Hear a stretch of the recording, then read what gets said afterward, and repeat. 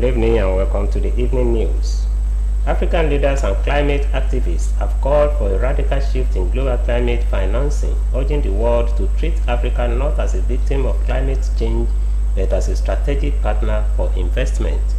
Meeting at the second African Climate Summit in Addis Ababa, dozens of heads of state and government representatives underscored the urgency of mobilizing resources to fund adaptation and renewable energy projects across the continent.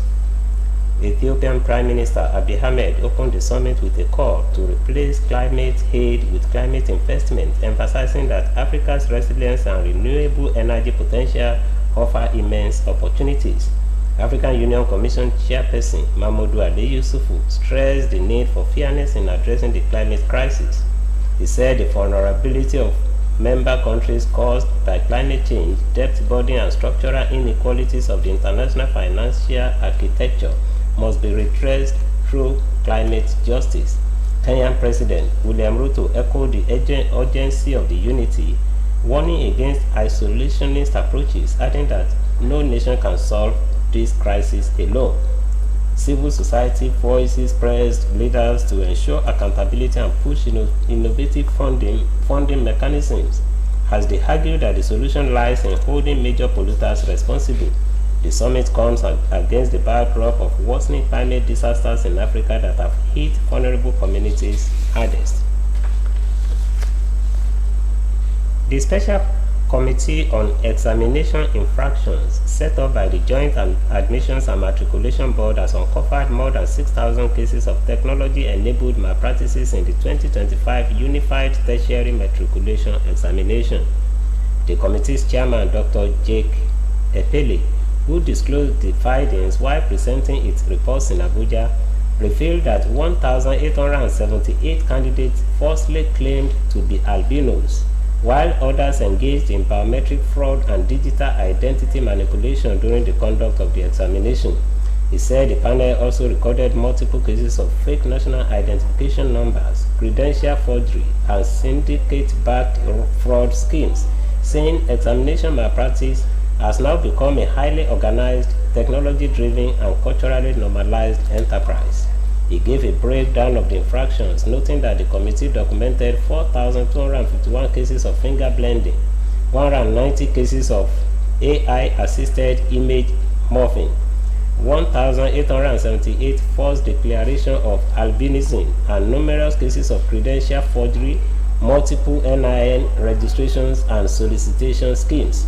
According to Epele, the fraud is not the work of candidates alone but sustained by syndicates involving some CBT centers, schools, parents, tutorial operators, and even technical accomplices. While stating that existing legal frameworks remain inadequate to address the growing threat of biometric and digital fraud, he stressed that public trust in the examination system is already being eroded. The stakeholders meeting summoned by the Minister of Labour and Employment, Mohammed Diginyadi, to put a stop to the strike called by members of the National Union of Petroleum and Natural Gas Workers has ended in stalemate. This was consequent on the inability of the Federal Ministry of Labour and Employment as well as the parties to the deliberation to arrive at meaningful resolution. While the Minister of Labour, Mohammed Diginyadi, and his counterpart, the Minister of State for Labour and Employment, Nkiru Kaoyejocha, called for understanding and some compromises. Some of the unionists staged a walkout but later went back into the meeting and still failed to reach meaningful conclusion. It was learned that some of the labor leaders, especially those from NLC and NOPENG, complained that the representative from Dangote Group, Sayu Dantata, was making matters worse for them as he refused to sign the MOU with some of the unionists, suggesting that the meeting should be adjourned for a later date. Recall that Nopeng and Dangote Group locked arms over unionization issues, as the latter, which is already refining petroleum products locally, acquired over 4,000 trucks to distribute fuel across the country. The National State Command of Nigerian Police Force has arrested a total of 9 suspects and have recovered 4,264 ammunition in recent operations across the 13 local government areas of the state. The State Commissioner of Police, Shetima Mohammed, made the disclosure during a press briefing at the command's headquarters in Lafia, the state capital, speaking about a major breakthrough recorded by the police in the fight against violent crimes in the state. CP Mohammed noted that officers of the command recently recovered a large cache of firearms and ammunition in the Kenya local government area of the state. Mohammed further narrated how operatives of the command, while acting on actionable intelligence, arrested a suspect named John Paul from the Federal Capital Territory, Abuja, along the Akwanga-Wamba Motor Park in the state en route to Abuja.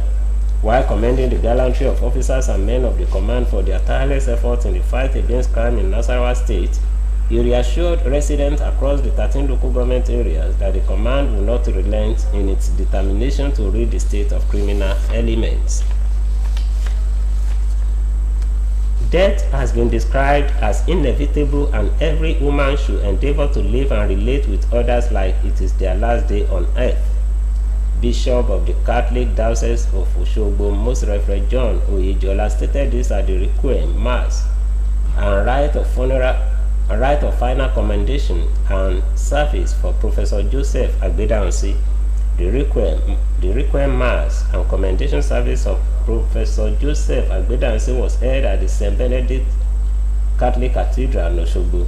Most Reverend Oyejola explained that death is a leveler and humans should be conscious of the fact that they will answer when the clarion calls sound.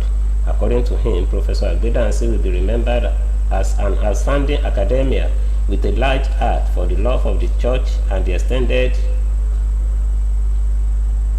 a helping hand to others. Professor Agbedansi, aged 70, was a dedicated researcher and an educator, and was a leading authority pharmacognosy and phytomedicine, focusing on drug discovery from medicinal plants. Now to sport. Turkish Super League champions Galatasaray have provided an update on their injured striker Victor Osimhen. Osimhen copped an injury while on international duty with Nigeria last weekend.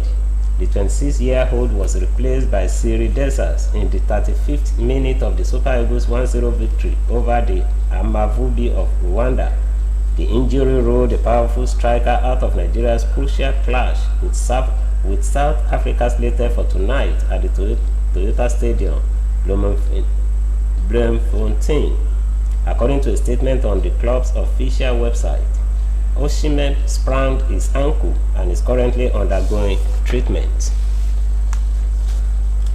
Now on the foreign scene, Ethiopia has inaugurated Africa's largest hydroelectric dam on the Blue Nile as the $5 billion project continues to sow dismay with downstream neighbors Sudan and Egypt. Prime Minister Abiy Ahmed has hailed the Grand Ethiopian Renaissance Dam as a shared opportunity for the region that is expected to generate more than 5,000 megawatts of power and allow surplus electricity to be exported. A handful of regional leaders, including Kenya's President William Ruto and Somalia President Hassan Sheikh Mahmoud, attended the festivities in person, which kicked off the night before the lanterns displays and drones writing slogans such as geopolitical rise and a leap into the future.